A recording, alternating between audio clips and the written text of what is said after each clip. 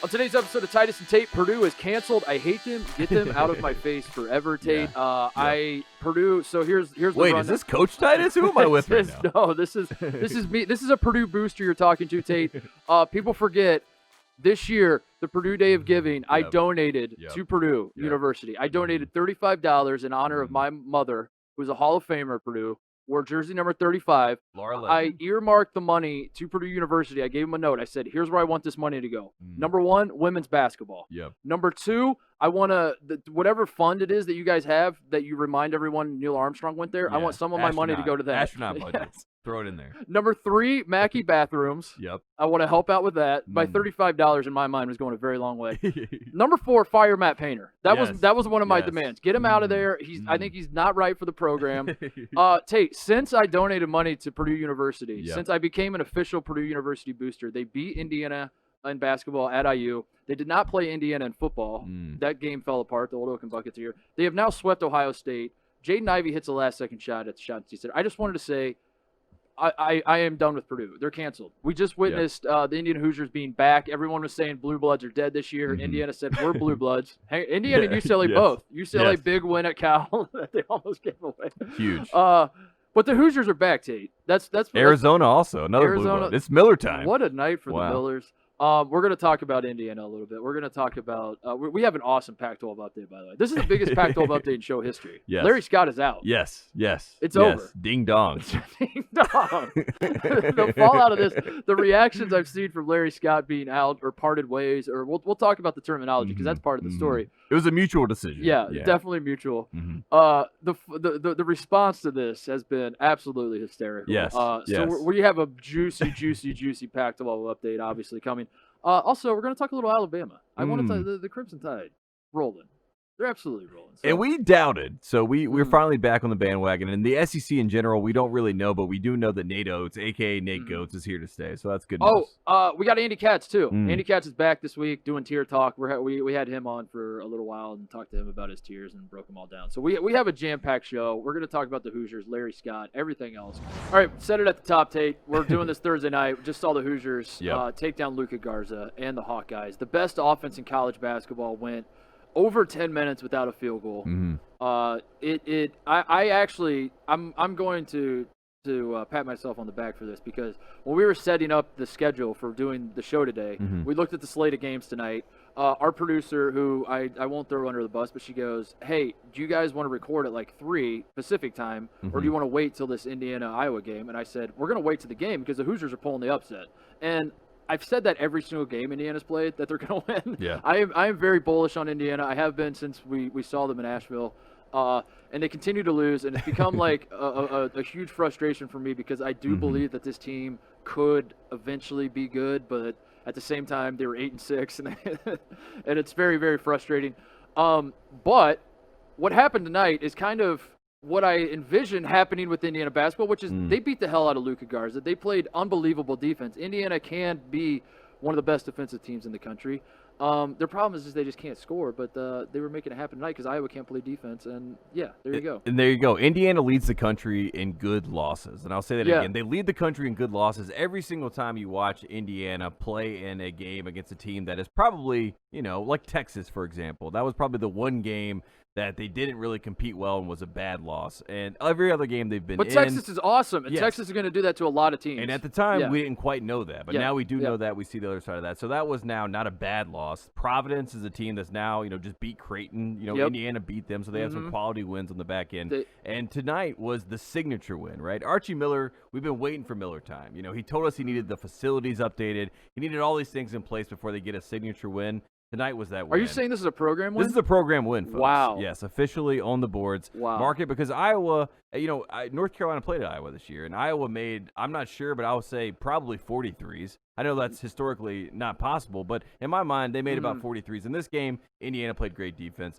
Bohannon was, just basically a miss. He was not himself at all. He was basically a walking. He was more than one miss. The opposite of a walking bucket. It was a lot of misses. A lot of misses. He was not a miss. He was missing. It was the first time that you saw how Iowa could lose, right? Because a lot of times we've heard about this team. It's like, well, they have this great offense. They have the three-point shot, and if that's not going, we have Luka Garza. And Indiana did a great job, playing great defense with this team and making them earn their buckets. And, let's program win. Mark it down. Let's call it what it is too. Iowa plays as some Twitter bot got into my DMs very early on in the Iowa season and said this to me, and it stuck with me ever since. That Iowa is the greatest Indiana high school basketball team of all time. That's how the Iowa Hawkeyes play. Yeah, and 100%. You're playing Indiana. Fran McCaffrey would probably like that. Yeah, he's like, I'm all in for that. Yeah. Normandale, Fran McCaffrey. So yeah, you mentioned Indiana's losses this season, and this is part of the reason I'm bullish on them. And if you don't follow Indiana, it's easy to get sucked into the trap. Even people that do follow Indiana think that this is more of the same. And I kind of reached my breaking point last week when they blew it against Purdue, and that was kind of an inexcusable win. And God, I hate. But this team has felt different to me. Whether it's not resulted in wins, so who cares? And I understand that, but that's like what's so maddening is that they do play good defense, but the defense isn't good enough.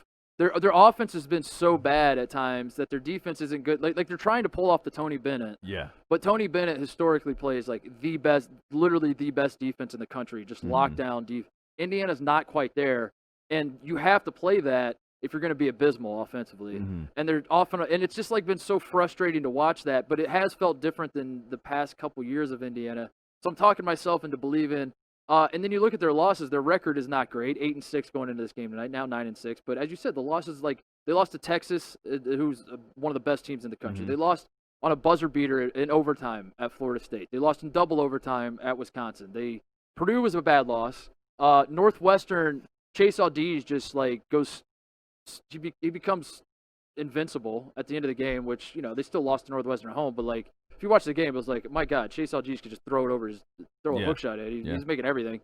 Purdue was a bad loss, but Purdue's playing better now, and like maybe it's not. I don't know. So like you start talking yourself into, you're like, how good is Indiana? I don't know, but they're back. I do know that much. Yeah, IU is back, and before this game, I looked at you and I said, Mark Titus, how would it feel if John Beilein went back to IU? And you're ready. I was already at the point where, like I said, I am moving on from the Archie Miller era. I have enjoyed it, but there was no program win. There was no signature win. This felt like that, and I say that because this is Christian Watford. They closed out the game. They closed out the game, and the announcers on Fox, who we love our friends at Fox, but they wanted the collapse. They were like, I don't know, here comes Iowa. You were collapsing as they were saying this. I was like, shut the hell up, dude. And Indiana held on. It's a 9-point game with 30 seconds. You're like, it's not over yet. I was like, shut up. I'm telling you. And Trace Jackson Davis had the home run pass that he dropped. So there was like these moments of drama, but not really. Indiana held on. I think they needed this. They needed this for people like me to say, are we sure Archie's the right guy? I think this was a nice win this year because they've had the moral victories, and they need real victories. Yeah. If they want to be a blue blood, which you say they are. You say they are. They're still a blue blood in my eyes. As I said to you, as 1987, folks, still a blue blood. As Indiana was hanging tough with Iowa in the first half, but it felt like Iowa was still going to win. Like that seemed to be the trajectory of this game. I turned to you and I said, if Indiana played Kentucky this year, both teams would lose, and both teams would come away from the game feeling like we're right there. We're right there, though. We lost, but we did a lot of good things. And if we could just this is the problem with Indiana, with Archie's style of basketball, though, trying to do the Bennett ball, the diet version of Tony Bennett. When you go down that path, the bad nights are going to look really, really, really bad. Yes. And that's the disconnect with even the IU fans, like, and when you're watching Indiana and they look bad, IU fans are like, get this guy out of here now. Whereas if, say, you're like Iowa and you have an off night, like I feel like Iowa fans are probably just like, we just weren't making shots, move it on. And that's like when you're offensive minded team, it's a lot easier as a fan to get over it because you're just like, it happens, it's basketball, bad matchup, whatever. When you're a defensive-minded team, you're like, how can this team not shoot the ball? I don't understand it. And you almost don't even pay attention to how good they are defensively because you don't care because you're like, boring. Get it out of my face. Like, make the wide-open shot. This is so frustrating.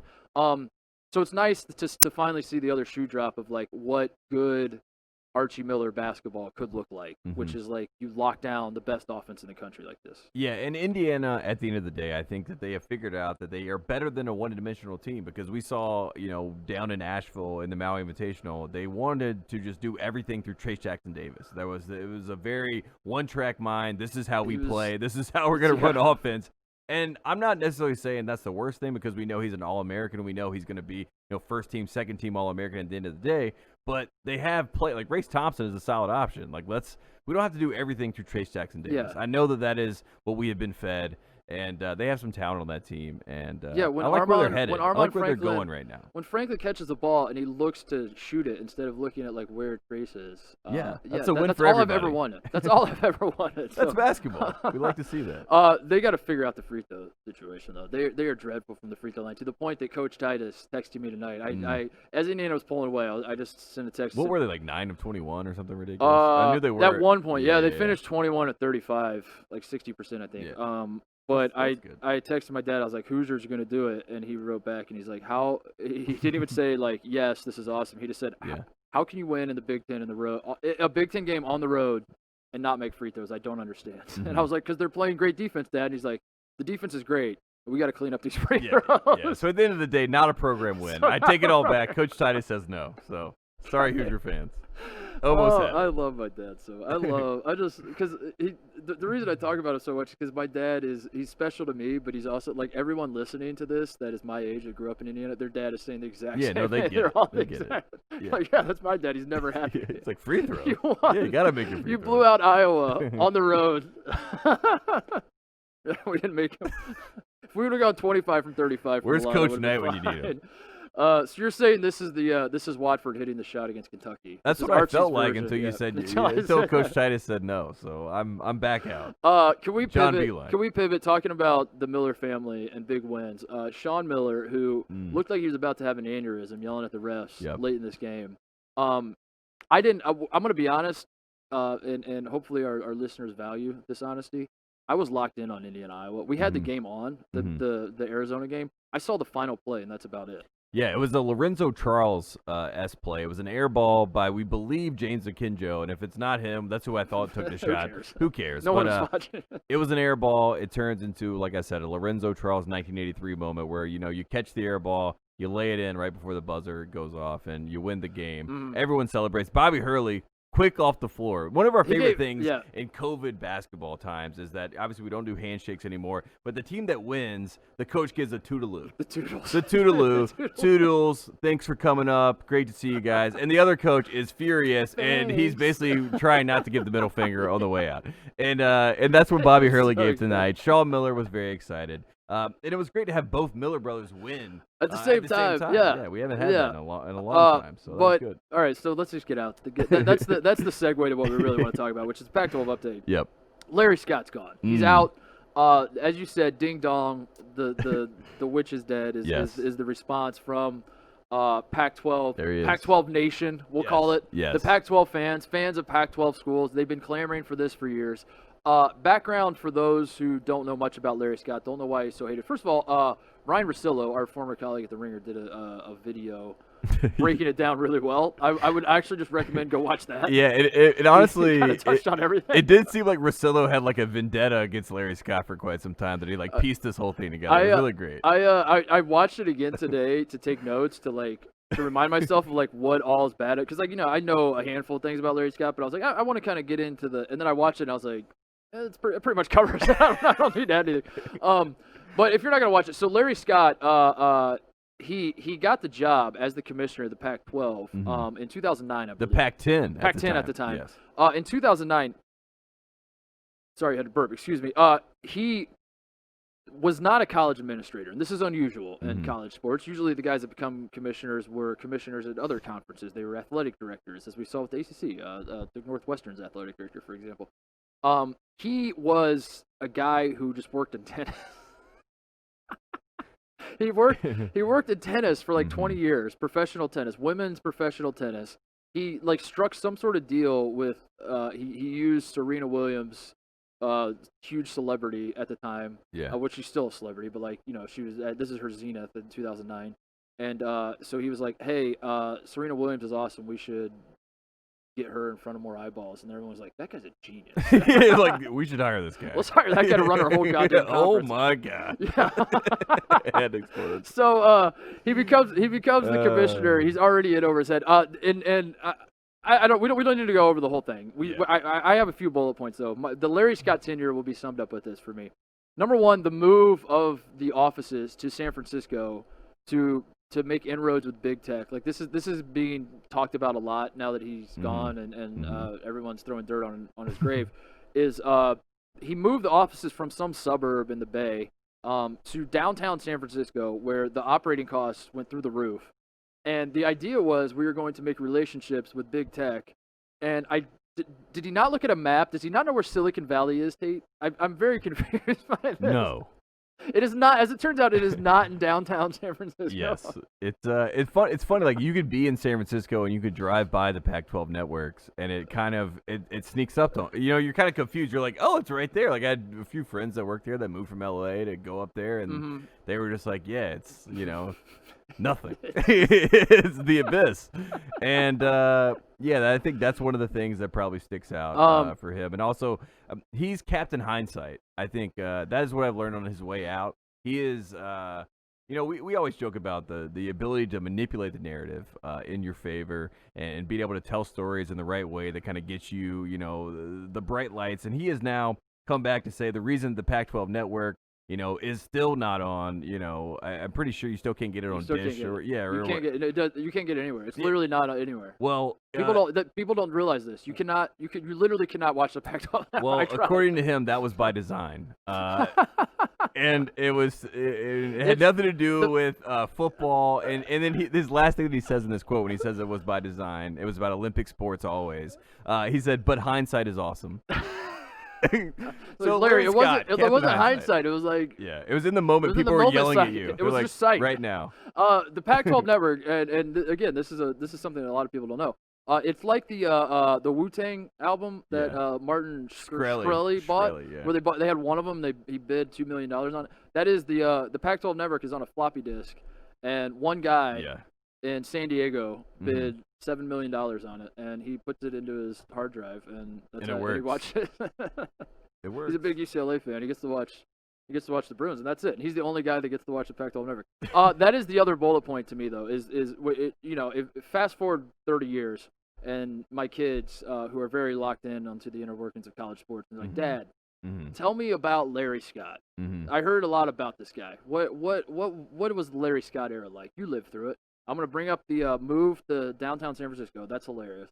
And number two, I'm going to bring up the Pac-12 network. It is an absolute disaster. I remember when I lived in Ohio, I wanted to watch so many Pac-12 games because this was the run of that run of Arizona teams with Stanley Johnson and Nick Johnson and other guys, T.J. McConnell, Brandon Ashley before he hurt his foot. That team, the Arizona team that was undefeated, then Brandon Ashley broke his foot. I was trying to watch a lot of those games, obviously. They're on a Pac-12 network. I was like, I'm calling DirecTV. I'm like, what's going on here? Can't figure anything out.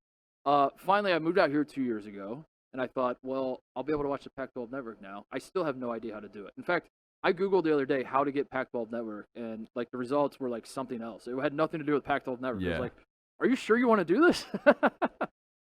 I mean, it was at the point where Larry Scott was trying to sell 10% of the Pac-12 media rights to a private company, and everyone had to be like, "Hey, Larry, that definitely is not going to happen." It was kind of like Larry Scott is Michael Scott's cousin. That everything that he does is not as lovable, but he's still doing the same. Stupid. Yeah, it's like the awareness is zero, but like it's not as lovable or gullible or as fun. It's just kind of annoying the whole time. And that's what it felt like this whole decade. Anyone you talk to at any school, too, that's the funniest part about it. It's like you could go to a Colorado student who got brought into the Pac-12 by Larry Scott and say something about Larry Scott, and they have something off the cuff to say about get him out of here. Yeah. And I mean, I understand why he's doing the whole press, the back end mutual agreement. We've decided to part ways. Yes. He said he wanted to find more growth opportunities. He was very stale at the Pac-12. I will say this, the number one Larry Scott incident, and it wasn't even one-to-one to him, but he struck a deal, I think it was 2014, 2015, with Alibaba in China. And the Alibaba guy. Yeah, well, basically the deal that he strikes is that the Pac-12 has to go to China to play an exhibition game. Yeah. And that's sort of, the deal terms. And then that gets us to the point where, of course, we all remember LiAngelo Ball goes to China, and then Trump has to pardon him. And one of the greatest stories in Pac-12 history. So. One of the greatest press conferences in Pac-12 history. Yeah, LiAngelo Ball having to thank Donald Trump. I want to thank Donald Trump for Yeah, so Larry Scott brought that moment to us, so we have to say true. that. Yeah, we don't want to be all mean. We have to give him some credit where credit is due. So thank you for Larry. that. Ultimately, the problem stemmed from, and you've been mentioning this a few times, is he was focused. His tennis background made him focused on the Olympic sports. Yes. This was his baby. He had this big idea. To make the Pac-12, it already is. I mean, the Pac-12 gets called the Conference of Champions, and people mock it because it's obviously been forever. 97, Arizona won the last basketball title for the conference. The last football title was USC, off the top of my head, probably. Yeah, but does it count? I don't even know with all the record books and things. Like, I don't know. Did they get to keep it? I don't. So people mock it because they're like, Conference of Champions, you guys never win anything, but they win everything. And the synchronized swimming, Stanford. I mean, just think about it. Stanford's winning literally everything. Yeah. It's just the sports that are in every other part of the country, they're called non-revenue sports. On the West Coast in the Pac-12, they're called Olympic sports. Yes. So he went all in on that. Like that was his idea. He thought if we own the Pac-12 network, all these people that are going to watch like Arizona versus UCLA volleyball games, this was his idea. Because like the Big Ten network starts, they partnered with Fox. It's still a partnership we have. The SEC network is partnered with ESPN. Like these other ACC ESPN, same way. They got in bed with these established media companies because they're like, we're going to use your resources, but also our brand, and it's a partnership. Yeah. And Larry Scott was like, the Pac-12 is the greatest brand in these United States. Meanwhile, you and I are like, where is the Pac-12? It's so frustrating because the Pac-12 has been awesome. Like I grew up with an awesome Pac-12. Yeah. Now, I remember UCLA in 95. I remember Arizona in 97. They won the title, but then also they had all the great – in 01, they go to the title game, and they had that great run at the end of Lou Olson's. I don't know. You have Nike. You have Oregon, which is Nike University. You have UCLA, which is obviously, I mean, think about the ties to UCLA, whether it be Jackie Robinson or Kareem Abdul-Jabbar. You got that. You got USC. You got USC and UCLA. You got Arizona. You got Phoenix. You got all these popular hotspots, and you got Vegas on your side. You got Washington State, which is like maybe not it, but you know, it's something, and those people love it, and I think we got to point that out as well. Exactly. 54. No, what is the stat that we always say? In the past, they've won the most championships in 54 the past 60 years. That's like the Pac-12 slogan, the maxim that they put out to the world. I wanted to ask you this question because I've seen a lot of people say this person should be the Pac-12 commissioner. This should be the person to come in and clean up this mess because we have so much. You know, there's so much to take in the Pac-12 to make it great, according to these people. And if I had to ask you who would be the perfect person, because I have someone. All right, I know who it should be. The meme answer is Bill Walton, obviously. Okay. So let's get that one out of the way. Let's acknowledge Bill Walton would he couldn't be worse. Honestly, he's definitely the best brand ambassador that the Pac-12 he's has. Already like when you think of the Pac-12, you think of Conference of Champions because of Bill Walton. Bill Walton. Yeah, he literally says he opens it every time. Every time. Yes. Yeah. The serious answer, I really didn't prep for this. I didn't write anything down. No, I'm sorry. I'm asking you really. No, I promise it is off the cuff. What immediately came to mind, and he would never, ever, ever do it, but like, can you imagine if this was the announcement tomorrow, is Kareem. Wow. That would be strong. Can you imagine if they announced tomorrow, they're like, yeah, we made a deal. Kareem Abdul-Jabbar is our commissioner. And like every other conference is like, wow. And then a year later, we get the press conference with Kareem, and he does the magic. I'm not going to be here anymore. It's like, this job sucks. Like, I got to go to Pullman to watch Washington play Oregon State? What? No. He finds out that the headquarters are in San Francisco. He's like, I thought we were in L.A. Like, what the hell? Yeah, I do think if Kareem took over, he moves to L.A. He moves to L.A. Yeah, which would be good. He's not going to do it. That would be like if we're living in a world where everyone is available and wants it and all that kind of stuff. Kareem would be the first call I make. Yeah. Make him say no. Yeah. Yeah. I have a pick. Or Brad Stevens. Oh, would have been Brad Stevens. I have a pick for you, and I think it's because I've heard his dad. A lot of people are talking about his dad. They're like, this is the guy. He knows how to handle I know where you're going with this. College, administration, all that sort of stuff. And the answer a lot of people are saying is Oliver Luck. Mm-hmm. And they say we need to get Oliver Luck in there. Obviously, Andrew Luck is the perfect example. But I say, why do we need to be putting all these old white guys that we've seen a million times in these same positions? Why don't we build something that's different, unique, Pac-12? Because we're different. Mm-hmm. We're better. We've been telling Larry Scott told us for a whole decade how we're better. We go Andrew Luck. And we say Andrew. Young white, yes. We go Andrew Luck, and we say Andrew Luck. You don't play football anymore. You've addressed these issues within football. We want you to do that with the Pac-12. We give you the keys to that. You're going to go and do some initiative Andrew Luck's all in on. We're going to figure all this stuff out. What does football look like in the future? Also, Andrew Luck, you're going to have, Condoleezza Rice, Oliver Luck, this whole, Illuminati committee of these people behind you, shepherding you. But you're the face. You're the young face. You're the coolest commissioner around. People are like, I want to go play an Andrew Luck. Andrew Luck's the coolest. Of all the other ones? I guess, the other ones. Show the other ones. Show the other ones. That's the Pac-12 pitch. That's a good point. Show the other commissioners. Andrew Luck. Yeah. What else is he doing? I'm not sure. But give him the Pac-12 I like that. Yeah. Give it to him. You're right. Oliver Luck's getting thrown out a lot. Yeah. Give it to his son. Yeah. That's all I'm saying. Pac-12. I don't hate that idea. He's not going to do it. What is Andrew Luck even doing? That's what is he doing? Why can't he do that? Andrew, come on the show. Why can't Tell he us what you're doing? I remember having to interview him one time with Kevin Clark, a friend of ours, and Andrew Luck, 5:30 in the morning. We had a phone call with them, and they talked about Game of Thrones for 30 minutes. And I think that was the time that I should have said to myself, maybe this guy's going to quit playing football. Yeah, I feel like this guy's heart might not be in it. He should maybe they can Trojan horse it. If the Pac-12 doesn't want Andrew Luck, Oliver Luck takes the job with full intent of passing it down. Nepotism. We'd love to see it. After that's the best. What else is going on in the Pac-12? I'll put a bow on it. I'll just say this. My final thought with Larry Scott is, as it turns out, you don't want all of America to know your name if you're a commissioner. Yes, we learned this 100%. with Kevin Warren this year. Yep. With the way the Big Ten situation was handled, I think he took a little more of it than he probably deserved. Kevin Warren. I think he just was like an easy target because he was a new commissioner, and he was kind of a similar situation. He was working with the Minnesota Vikings, and he wasn't a guy that came up in college sports and all that kind of stuff. So he took a lot of heat. Whether it was deserved or not, the point stands. You don't want to be in a position where the rest of the country knows your name. That you can now ask college fans, who is the commissioner of the Big Ten, and they say Kevin Warren. And that's not a good – that's not because they're like, he's been doing awesome stuff. People barely know the commissioner of the SEC. The only reason anybody might know it is because Sankey. Yeah, it's Sankey, but because every year before the title game, he gets talks up there crap about whatever team he's scared of. Yeah. He goes on Feinbaum's show and just is like, "We're the best, right?" And Paul's like, "Yes, you are, Greg." Yeah, he's like, "Great point. Keep it going." But I honestly, I feel like a lot of people probably don't know Sankey. Honestly, I bet people out here don't know Sankey. Anyway, point is, you don't want to know the commissioner's name unless you're really obsessed with college sports.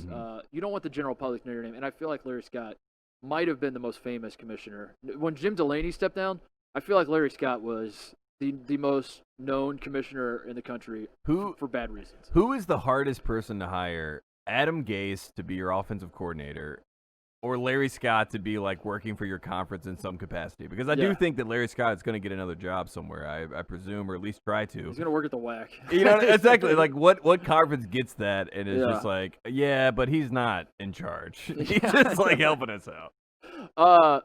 Wrapping up the Pac-12 update. We should mention Washington benefited immediately. The news breaks that Larry Scott's out. That he wasn't fired. They mutual decision to part ways.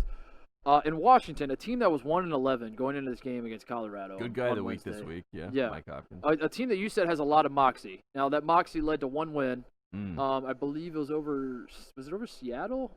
I think so. I think they lost 8 straight coming into the game against Colorado, who at one time looked like the best team in the Pac-12. Still might be, honestly. That's how the Pac-12 works. Is we might look up in a month and Colorado is actually the best team, and they just have this stinking loss to Washington on the resume. But Washington won. Marcus Sahonis had 27 points. He had 11 combined points in the 2 games going into this game. He scored 11, and they went nuts on Colorado, scored 27. Washington got the win. So how undefeated is Washington is the question. In the post-Larry Scott era, they are 1-0. The Huskies are rolling. Mike Hopkins is back. You got to ask yourself, are they undefeated? I mean, I will say this. Syracuse is excited. The post-Jim Boeheim era. Other notes, Oregon State beats USC on Tuesday. That was also another head Evan Mobley. How does he not get the ball at the end of the game? That's what people are asking. Makes you think. Yeah, come on. What else we got? We talked about Arizona beat Arizona State tonight. Bobby Hurley, I think, fell to 3-8 against Arizona all time. Bobby Hurley. Yeah. We're gonna start asking questions soon. I just want to leave it over there for now. It's a weird year. And then also as UCLA or as Arizona State was happening, as we were watching Iowa versus Indiana, Mick Cronin just kind of snuck a stinker past America. UCLA won. They stay 8-0. You don't look up the score tomorrow. You just look up, did UCLA win? The answer is yes. Keep it moving. But I don't know how many people watch this game. That's probably a good thing because it was a stinker. Like we were trying to keep an eye on it, and then I got locked in on Indiana, and then I looked back at the other TV and it just said final. UCLA wins by like 4, I want to say. Yeah, 4 or 6, something like that. But that's how most of these games are. If you watch them in person, UCLA does not really impress you by any means, but they are somehow able to outlast the other team and get the win. So you have to give them credit for that, obviously. And Mick Cronin is. He's fired up. An offensive-minded Mick Cronin team. Yeah, he seems like he's really engaged with this team. They obviously lost Chris Smith, which I think would be a really nice piece for them to have a real legitimate chance to have a real run in March. I think a lot of people like UCLA on paper. I think when you see it, when you see the fact that they're 12-2 or whatever they're, maybe 13-2 at this point, and then 8-0 in conference, you see that and you say, hey, this is the team that last year Mick Cronin turned around, and they're rolling right now, and they were won 8 shot in away a row. from winning the Pac-12. Yeah, so I can see why you buy in, but I still think they're a year away. I'm waiting for Peyton Watson. Still a year away. Waiting for Peyton Watson. Come on. Just keep the hype train going. Yeah. UCLA is always. I don't want it to be over for Mick. You know what I mean? I don't want to coordinate him too soon. This is not the peak. Yeah. We're still climbing. There's always a year away. Yeah. I think that's it. That's all I really had. I didn't really get into the weeds with the Pac-12 this week because there's no need. Larry Scott was the story. Larry Scott. Congratulations to all the Pac-12 fans. The alums we know out here, we've made a handful of friends who. I'm a fan of the Pac-12. I think that's why. I definitely am too. Yeah, I think that's why you and I even started doing the segment because it is dumbfounding to think that this league has so much talent and history. And we actually watch the games out here because they're on. Like for most of America, it's Pac-12 after dark, or whatever. For us, it's like prime time. Yep. So we end up watching a lot of these games, and the teams are good. Yeah. But then they're not good. Like Colorado's good, and then they lose to Washington, and then the rest of my buddies in Big Ten country are like, explain what happened with Colorado. I'm like, I kind of can't. Yep. I don't know why this happens in the Pac-12. And you know how it is on the East Coast. As soon as we see them lose, you see a Colorado team or UCLA team that you bought into lose to Washington State. Yeah. They're done. They're done. It's over. It's over. Like, no matter what they do, they're done until they win the Pac-12 tournament. That's the next time we'll be like, oh, okay. If Indiana lost at home to Nebraska, say, they're done. Yep. It's over. Like, every Big Ten fan's like, I never want to hear about Indiana. They're already kind of doing that. Not Indiana. Pick another team. Pick Rutgers. If Rutgers is kind of on a slide right now. They lose to Nebraska, done. Get them out of here. Yeah. We don't want to hear about them. But in the Pac-12, it's like, I don't know. It's so weird. We're trying to explain it. Maybe it is the pod scheduling where they play the. I like it on. Maybe that's something I like on paper, but maybe the new commissioner should revisit that. The idea of like playing the Arizona teams in the same weekend and but it's always like the mountain trip. Thursday, Saturday, and you only get one day in between, and you're staying at a hotel like down in Arizona, and then if you're playing like Arizona State. That's a bad example because it was Arizona playing tonight, but you know what I mean. Like say you're going on the Arizona trip, you play Arizona State on Thursday. You don't go back to campus. You stay there, and then by the time you're playing Arizona, maybe you're a little tired and you just want to go home. I don't know. Whereas most other schools, you play, you fly back, and maybe that's the secret. I will defend Larry Scott. I swear this is my last point. It's not his fault that the teams have he got one team to the Final Four, Oregon in 20. Not he, but the conference. Yeah. One Final Four berth, Oregon in 2017. One college football playoff berth, Washington in 2016/17. Got stomped by Alabama in the first round. That's it. And I think people want to hang that on him and say, this is you. And it is and it isn't. And I don't know. The point I would make is like, I on the one hand, it's not Larry Scott's fault that Lonzo Ball was outplayed by De'Aaron Fox. Like De'Aaron Fox ate Lonzo Ball's lunch in the 2017 Sweet 16. That's not his fault. Like you see, at some point there has to be some individual pride in these teams. If we want to talk about like Arizona can't get over the hump. Sean Miller lost to Wisconsin twice in the Elite Eight, and whatever it is that's plaguing the Pac-12 as a conference isn't always Larry Scott's fault that these things kept happening. But you start spreading it out, and you're like, this can't be a coincidence. Yeah. So that's it. That's the only thing I can say to all that is hindsight is great, and I think that's all we can. All right, we're gonna take a break. No, we're not. We're gonna talk to Andy Katz, joining us now like he does most Fridays. I wouldn't say every Friday. He made us look bad. Almost every Friday. Yeah, he made us look bad a couple weeks ago when he said Michigan was elite and Texas not so much. So we had to take a week off, but he's back. It's Andy Katz. He's got his tears as he always does. And Andy, I got to say, you did a great job of just mirroring the AP poll this week, where you just, like, were you busy? Like, what happened here? You just, like, did you text your editor, just take the AP poll and split it up? I mean, I have nothing to argue with because, like, you went pretty chalk here, Andy. Okay, first of all, you obviously have a short memory, Mark, because you were the one that said to me that I shouldn't be married to a set number in each tier. That's true. So, I did say that. Yeah. I took your advice. I extended the tiers out in different categories. Love it. And felt comfortable that, and I actually still feel comfortable that tier 1 is tier 1, which is really only 2 teams right now, in Gonzaga and Baylor. And tier 2 can be compressed. It can go out. There's a lot of flexibility there. Same with 3 and 4. So I took your advice, Mark. You are obviously forgetting that you're the one that told me to do that. I appreciate it, but also I don't know. I looked at it like every time you send in the tiers, I have a problem, and this time you send it in. Like so let's go over the tiers. You have tier 1, Gonzaga, Baylor. Yep. Obvious. That's how everyone sees it. Tier 2, you put these tiers out before tonight's game. We're recording this Thursday night. Iowa just lost to Indiana. So you had Iowa, Villanova, Michigan, Texas as your elite tier. Mm-hmm. And then I guess things do get interesting in tier 3, Andy, because your holding steady tier is Alabama, who is the new Michigan. I'm calling Alabama the new Michigan in college basketball. You doubted Alabama. Both of you. No, we do not care to comment. We do not doubt it. No, let's talk about Alabama though, Andy. They are the new Michigan. They're the team that everyone's hot on. Everyone's pretending like I was on these guys early and all that. We like Alabama certainly enough. Like we saw them in Asheville. They got stomped by Stanford, and I think we were slow to come back around. We got jaded by seeing them in person. Right. But we'll concede that they're good now. My question though, playing devil's advocate, are we sure Alabama isn't just benefiting from the SEC just not being good? Because like you look at their wins, it's their marquee win during this run that they're on is beating Tennessee, who might not actually be that good. They just play good defense. I don't know. Like, explain to us why Alabama's actually a great team. First of all, you can only be as good as who you're playing against relative to your conference. So right now, they're clearly the best team in the SEC, beating Tennessee on the road, destroying LSU when they're healthy. They have not been 100% healthy. John Penny Jr. is clearly having an all-SEC or SEC Player of the Year type year. Herb Jones, another outstanding player. But how about this?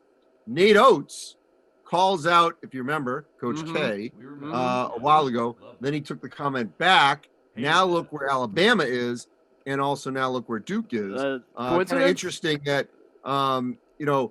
he made those comments, and then he kind of had to, backpedal a little. Yeah. I'm waiting for Nate Oates to be even more boastful and stick his chest out now that he will. He kind of did that going into the LSU game where he was asked about the home court advantage in Baton Rouge, and he's like, it's probably going to be the same this year as it is every other year. And everyone took that as him saying, like, there's not much of a home court advantage in Baton Rouge every time you play there. And then he absolutely stomped LSU. Alabama is good. I just, like... By the way, it's probably true because they don't get great crowds. Yeah, they don't. Andy, it just feels like we're trying to talk ourselves into college basketball this year feels like Gonzaga, the Big 12, the Big 10, and Villanova. And it feels like all the SEC talk is cool, all the ACC talk is a good distraction, but are any of these teams actually good is the question. Alabama, granted, they are good. When you're hitting 23 threes, that's good basketball. That's good basketball. But I don't know. What else?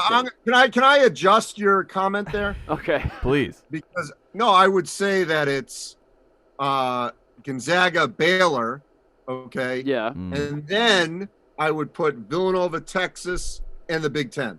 I don't think you can have the whole Big 12 with Baylor. Baylor has clearly separated itself from the rest. Now, they have not played Texas yet, but they have handled Texas Tech, Kansas.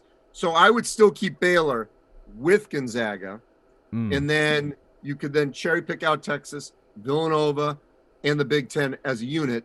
I'm not dismissing other randoms making deep runs like a Boise State, that we're not talking about, or who knows, maybe a Drake.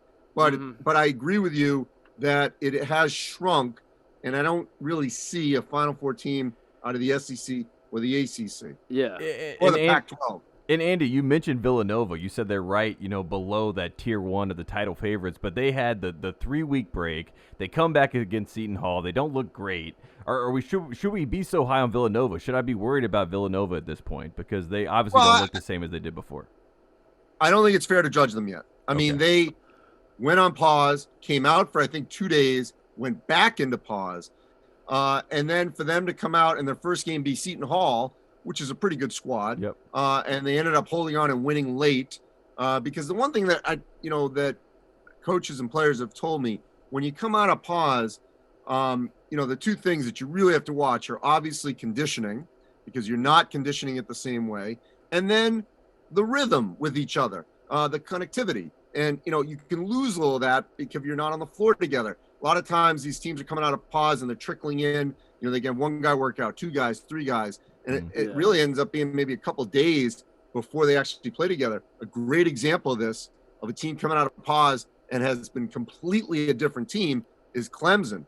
They come out of pause where they were playing well before, and they got absolutely rocked by Virginia and then just lost to Georgia Tech.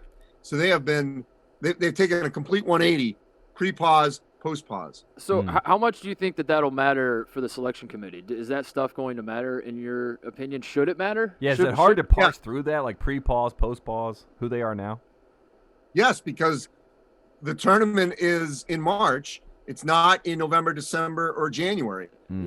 I know it's not a criteria anymore, the last 10, but I've always believed, yes, the body of work is how you get in.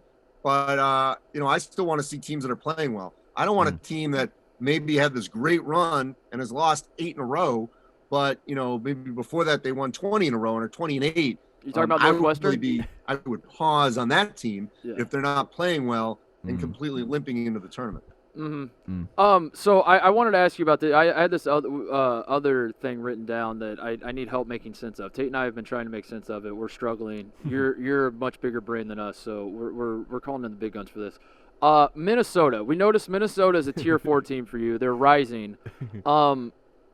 How do we make sense of Minnesota at home versus not at home? Because at home, Minnesota might be the best team in the country. Yeah, they're tier 1 at home. If the tournament took place in the barn, I would pick Minnesota to win the national title. Yep. But they're not. They've literally not won a game outside of the barn. So what the hell's going on here, Andy? Well, that's the big quandary for Richard Pitino. It's not that they just haven't even won a game. They've played completely differently on the road. I mean, they've been, pretty subpar on the road and have not been in games on the road. That has to change. Obviously the NCAA tournament, and assuming there is a Big Ten tournament, that'll be on a neutral court, even though the fan issue is not an issue. But playing in the barn has been a completely different experience for Minnesota. Look, it's cold up there, but the games are inside, not out. That should not matter either. The raised floor is the same for everyone. I don't see opposing teams falling off the raised floor, so that's not been a deterrent. It's hard to explain. But how would you assess, just like, because this is what you're doing, you're putting these teams in tiers. How would you assess? Let's say we play out the rest of the season. Minnesota goes undefeated at home and loses every game on the road. Yeah. How does the committee deal with that? How do you deal with that? Like, what do you?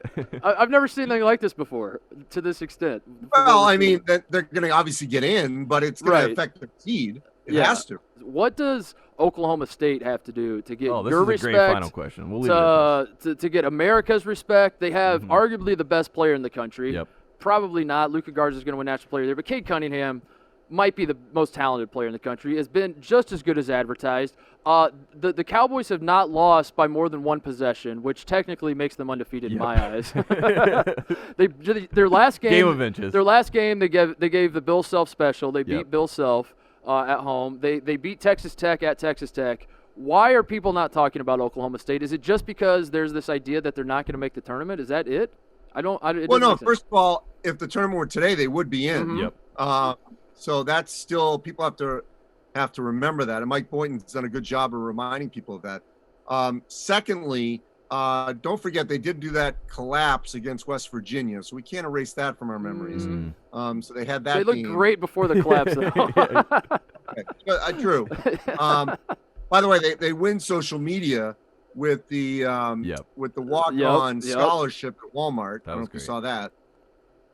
Which obviously that was Did you see that? I did, yeah. It was awesome. Yeah, that's what I'm saying. Like Oklahoma State should be America's We're team. On the bandwagon. We've been on the bandwagon from the start of the season. We don't understand. They're not ranked. We're asking you, Andy, to put them in Tier 4. That's what we're asking. It sounds like you agree with us. They keep winning, they'll get in. Okay. All right. Perfect. That's it. Anything else, Tate? Oh, that's it. By the way, you've not picked on Boise State. You've got some Boise State bias. I can feel it. Well, Boise State. I mean, we're not going to pretend like we've been closely following Boise State. Like, tell. This is a good opportunity. Andy, tell America what Boise State has going on. Why should we watch? So Boise it State? is Leon Rice's best team. Mm-hmm. Derek Alston Jr. declared for the draft, withdrew. He is a potential NBA player. They are destroying the competition in the Mountain West, which obviously San Diego State's not having as good a year as we thought. Utah State's playing very well. Colorado State's had its moments. So the league is decent. It's probably a little top heavy, but they are sneaky good. Their numbers are really good. They did lose to Houston in their one loss early in the season. I don't think their roster was full at the time. That was on the road. Did beat BYU on the road. So I think there's a lot of potential for them that people are going to wake up on Selection Sunday and they're going to get a decent seed. Well, there you go. And then everyone's going to pick them to lose in the 5-12 game. I think they're going to be a 5-12. That's how it goes. Yeah. That's how it goes. All right, Andy, thank you so much. You're the best. We really do love doing this. I really, really enjoy it. And, I don't know. Here's the Alabama. Here's to the Crimson Tide, keeping it rolling. And we're sorry we doubted you. Thanks, Andy. All right, thank you to Andy Katz for. I really am enjoying this thing. Yeah, I enjoy having him on. Andy's getting very comfortable with us. Where he's getting to the point where he's calling us out, and he's like, "Did you guys even see this?" We're like, "No, Andy, we did not watch Boise State play." Okay, my only fear is I'm going to lean into the shtick too much because it does feel like we're slowly becoming like the roles that we play are like we are morons. We don't watch any of this. Yes, exactly. He's like updating us on what's going on. He's like, "Guys, isn't this your job?" We're like, "Andy, we're watching. We promise." But we're trying to learn. I'm slowly going to lead into it and be like, I'll be honest, Andy, I haven't watched a game in 3 months. Anyway, I quickly, before we get to shout-outs, we got to expand on Alabama. He gave us for not loving Alabama enough. We've kind of danced around it. We said I was just playing devil's advocate. I want to make that clear to Alabama fans. I do believe that the Crimson Tide are a good team. I was just like, I don't think the SEC is good. I've made my thoughts known on that at this point on the show. But Alabama is very good. When you're beating teams by 30, back-to-back wins of 30 points or more, because they beat Arkansas, right, by 90 31. to 59. Yeah. They turn around and beat LSU, who was the second best team. Like Tennessee's up there, obviously. There are 3 good teams in the SEC that are considered really good. Yes. Alabama, LSU, and Tennessee. Is that fair? Yeah. Throw Missouri in there. Yeah, we'll throw Missouri, and then I was also going to say with Sharif Cooper, Auburn's interesting. Yeah, they're the most. But LSU, I was just trying to frame the LSU because LSU's unranked, and if you're not paying attention, you're like they're 10-2 going into this game. But it was a 1-point spread. I think Alabama was favored by 1, and they won by 35. They hit 23 threes.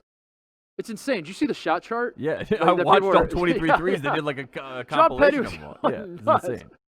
So JPJ, I think we should call him, and I think he is the makeup for the MPJ that we did not get in college basketball. But this is the year of junior, and John Petty Jr. has been great. And even in this game, Cam Thomas for LSU played a pretty solid game. Javonte Smart played a pretty solid game, but they got worked. Dude, it is a completely different Alabama team that we saw in Asheville. That's what's hard to wrap my mind around because the team I saw in Asheville, I was like, all right, these guys are just gonna go through the motions and just kind of.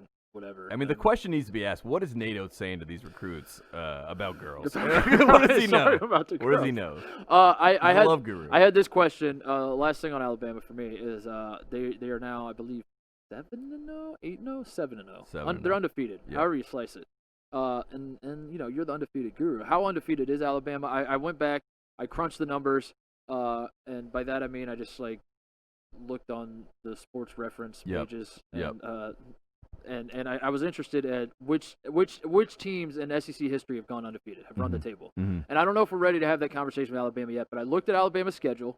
The only game they might not be favored in, from my perspective, from here on out, is they play at Missouri. But they already won big at LSU. They already beat Tennessee semi-easily. I think it was an 8-point win. Who are the second and third best teams in the SEC.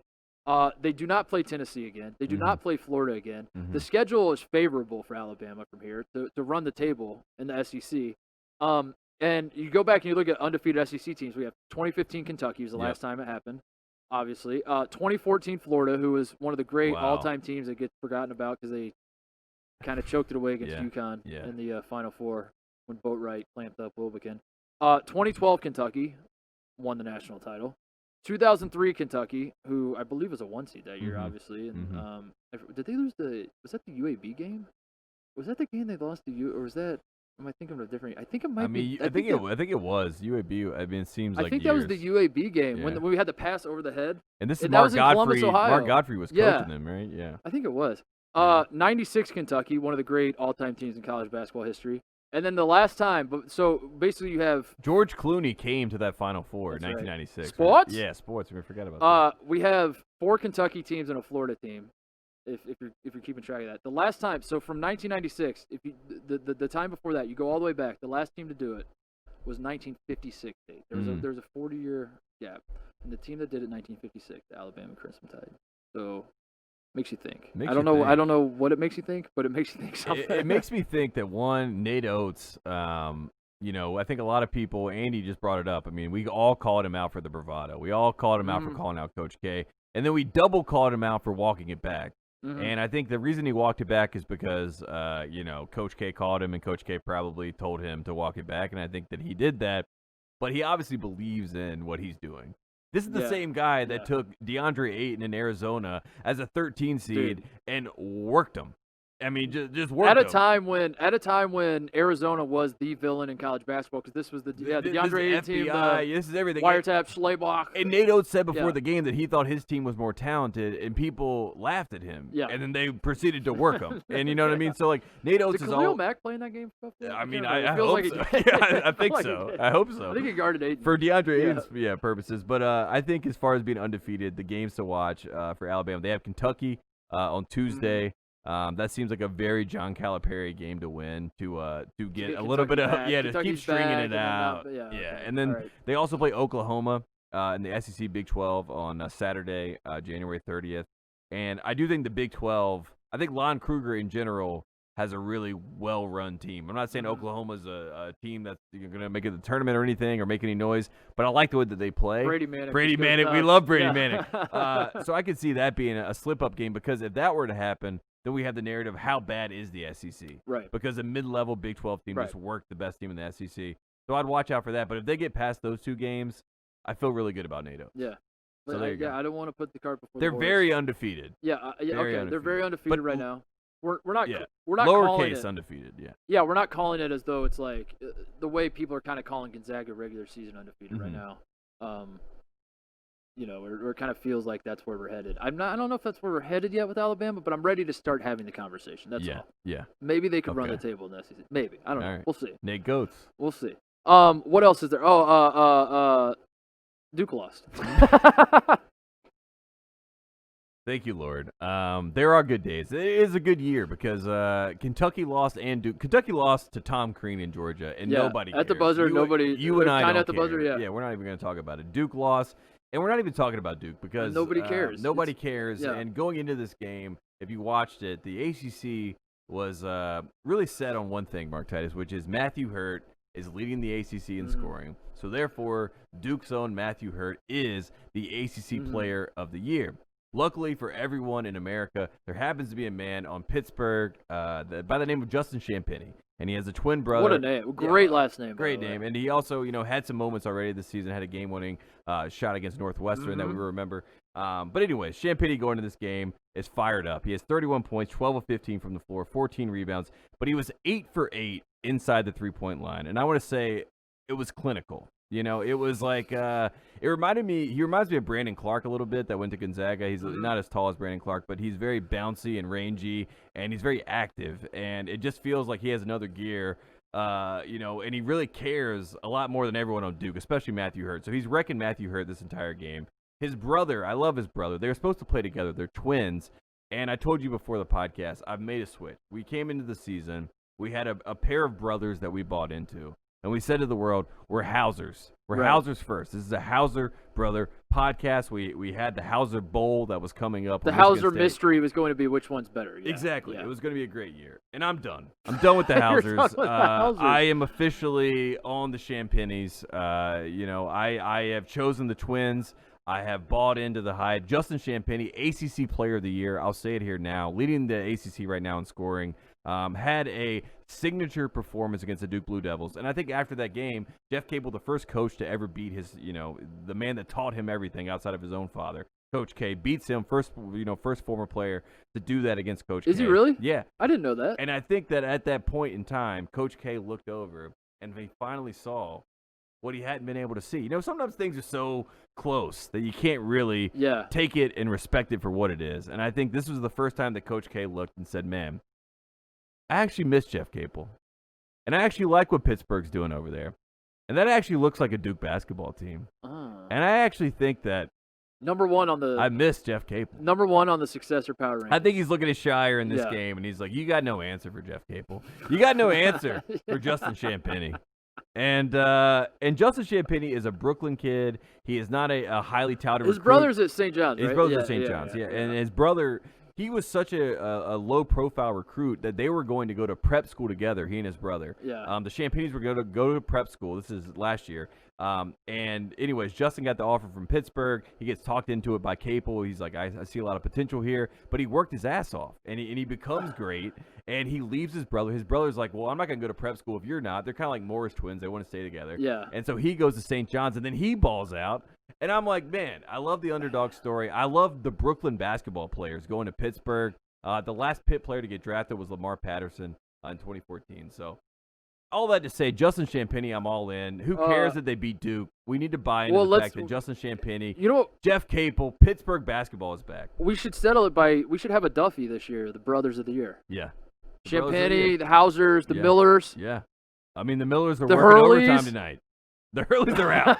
The Hurleys are out. Bobby, you blew it.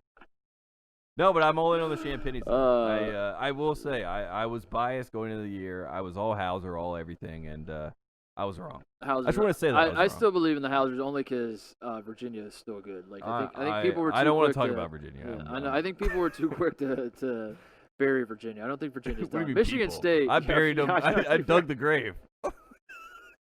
You gave Tony Bennett a hug in Minneapolis when he won the title, and you had a knife in your hand. Just stabbed him right in the back. When they lost to San Francisco, I was like, dig the grave.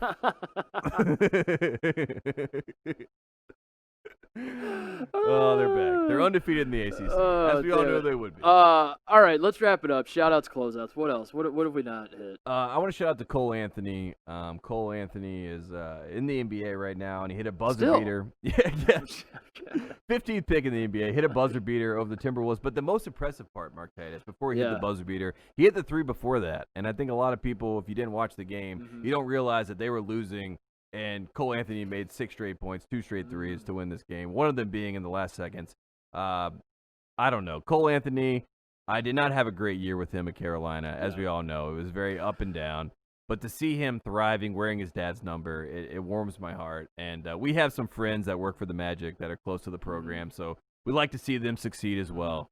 So shout out to Cole Anthony. We absolutely do. Yeah. My lasting image of Cole Anthony is the picture of him having the bloody head where he's laying there. As you got, who are you listening to? Was it Pittsburgh, I think? Yeah, I think, or Duke or something. It was somebody. And then just the picture of Cole Anthony. Last year, dead with a bloody face on the ground. I was like, yikes. Yeah. I remember the Notre Dame game. That was a good one. I want to keep it in the ACC with my first shout out. Josh Pastner and the Georgia Tech Yellow Jackets, who have. Now, Andy brought this up. That Clemson is coming off of pause. By the way, I love the way he kept saying when you're coming off pause, or he just is that a thing? Are we saying that? Yeah, of course. Look, when Kyrie came off pause, he was a different player than when he went on pause. All I hear is menopause. I just hear Look, we're men talking about pauses. Yeah. When you go through pause, these are men talking about pauses. Are we talking about the same thing? So maybe that's what we can blame Clemson, because Clemson has, the wheels have kind of fallen off for Clemson. Yeah.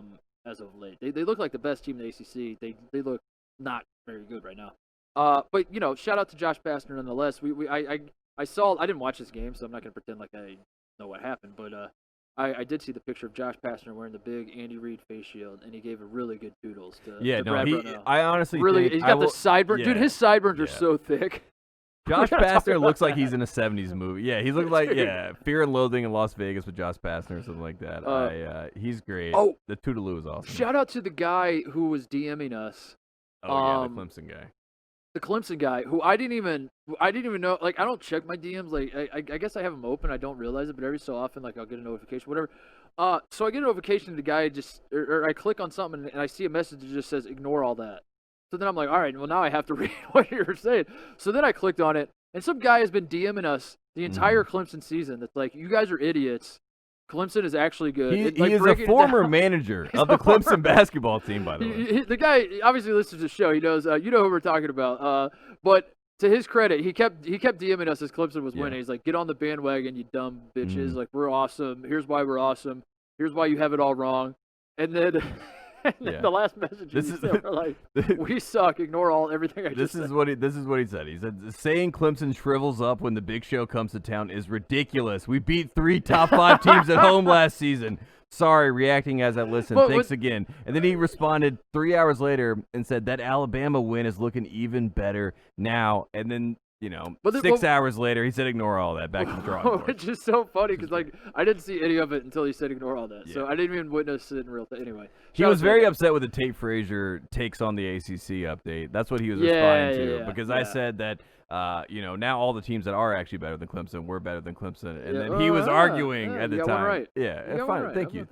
Yeah, appreciate that. What else is there? I want to shout out to Phillip Rivers. I know this isn't college basketball, but Phillip Rivers is the last of a dying breed in my mind, which is the kind of guy that grows up and says, I want to play the sport and then I want to coach and be like a PE coach. You know what I mean? It's like, I like that personality, especially in North Carolina, so he has always been that guy. What level of football is Phillip Rivers cut out to coach? Because I don't feel he's like... He's already coaching high school football. He is coaching high school football, for real? That makes sense. So, and his dad was a high school football coach. But I just want to say... I was going to say, he does not belong in the NFL. He doesn't even belong in college. He belongs. I see him as like he's at a Catholic school coaching high school football. I see him as an 8th grade coach, honestly. I mean, it might be 8th grade. I'm not sure, but he has always been one of those people that's like a signpost in my life of like, that guy right there is like, I can understand that personality. You know what I mean? I get him. You know, I get where he's coming from. I even if I don't understand the 8 to 15 kids that he's gonna have in his life, like I still like I understand him. And to see him leave football just like hit me home. It was like one of those, you start seeing guys like even like when Dwayne Wade and some of those people retire. It's like I saw your entire career. That's wild, And I remember seeing Phil Rivers when he was at NC State, and I was like 8 years old, and I was like, who's this dude throwing at sidearm that's not a quarterback? And he was throwing people off, cussing out our team, and I was like, man, this guy's unbelievable. And he went to play. Are you saying Patrick Mahomes is indebted to Phil Rivers throwing sidearms? I will say we're all indebted to Phil Rivers. That's what I'll say. We all might be his children as well. I want to shout out. I want to keep it in football. Maybe I'll save it for next week. I was going to maybe do the Jeremy Pruitt. Yeah, should we save it for bad? Let's save it for bad guy. All right. I'll make my final shout out. The Winthrop Eagles, who are America's only 15-0 team. They have the number 5 fastest on KenPom. Their tempo is 5th in the country. So not only are they winning, but they're playing fast, which means traditionally it's fun to watch. Yeah. For the average fan. So this is like the best of both worlds. All of you who are curious, like you're like, my team sucks. What's a team I should follow? How can I watch this? What's a team I should watch? You should watch Winthrop. Go watch Winthrop. Yeah. They play all their games on the Pac-12 network. It's gone. Got it. All right, that's the show. That it? You got anything else? That's all I got. That's the show. Congratulations. Justin Champagny, ACC Player of the Year. Congratulations to the Indiana Hoosiers. Hang the banner in Assembly Hall. Yes. You did it. You're back. Yes. Program win. But make your free throws.